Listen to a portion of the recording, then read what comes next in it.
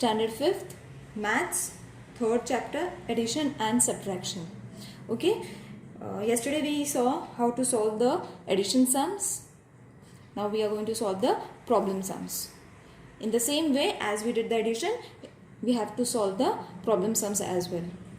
Two numbers have been given to us. In a certain election, these many women and these many men cast their vote. How many votes were polled altogether? When the word altogether comes, that means we have to add these two numbers. Okay?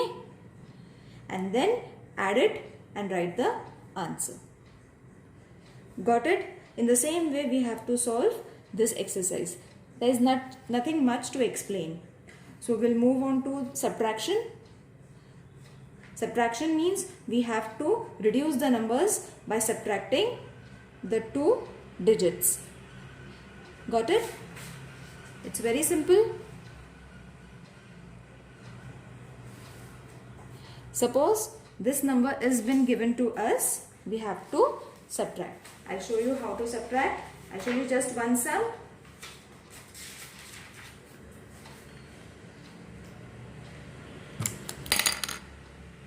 Suppose I take this number, that is 6, 4, 2, 9, 3 subtracted by 2, 8, 5, 4, 7.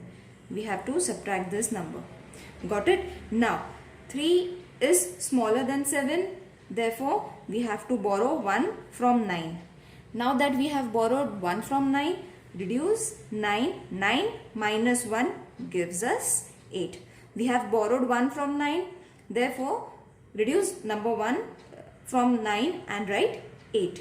Now 8 minus 4 can be done. Okay. So keep it as it is. Now again 2 minus 5 we cannot reduce. So we have to borrow again 1 from 4. So reduce this 4 and write the number 3. So from where did we take the 1? From 4. Therefore we are writing 3 over here.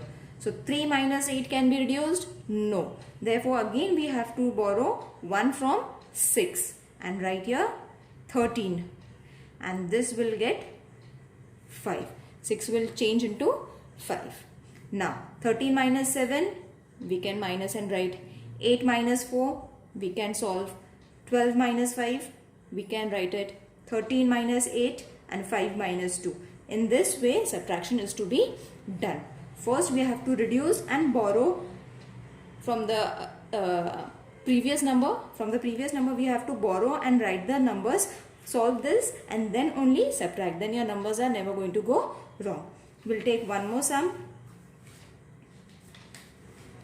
I'll take the second sum. That is 3, 7, 0, 5, 8 subtracted by 2, 3, 4, 6 and 9. Okay. Even here we have to follow the same rule. Can 8 be subtracted by 9? No. Therefore, borrow 1 from 5. Cut this 5, write 4. 4 can be reduced by 6. 4 can be subtracted from 6? No. So, borrow 1 from 0. So, the value of 0 is nothing. Therefore, we have to write 9. Got it? 9 minus 4 can be subtracted. So, we don't have to borrow. 7 and 3 can be subtracted and 3 and 2 can be subtracted. Got it? Now, I'll take one more sum in order to explain the 0 unit. That is the third sum. 7, 1, 5, 4, 0 minus 5, 8, 6, 2, 8. Okay? Now, over here, we took 0's value as 9 because we had to borrow 1 from 0. Got it? This was supposed to be 10. We borrowed 1. Therefore, we are writing the value of 0 as 9. Whereas, in the next sum, 0 is in the units place, that is in the first place. So, when 0 minus 8 cannot be reduced, cannot be subtracted, we have to take 10, borrow this 1 from 4. And write it over here 3. Got this? Borrow 1 from 4 and write 1 over here. Whereas over here we had to reduce the value of 10 and here we are adding the value of 10. Got it? Now 10 minus 8 can be subtracted, 3 minus 2 can be subtracted, 5 minus 6 cannot be subtracted, so we have to borrow 1 from this one. Got it? So its value changes to 0. Again 0 and 8 cannot be subtracted, so take 1 and reduce this number as 6. 6 minus 5 can be reduced. All the numbers can be reduced now. Got it?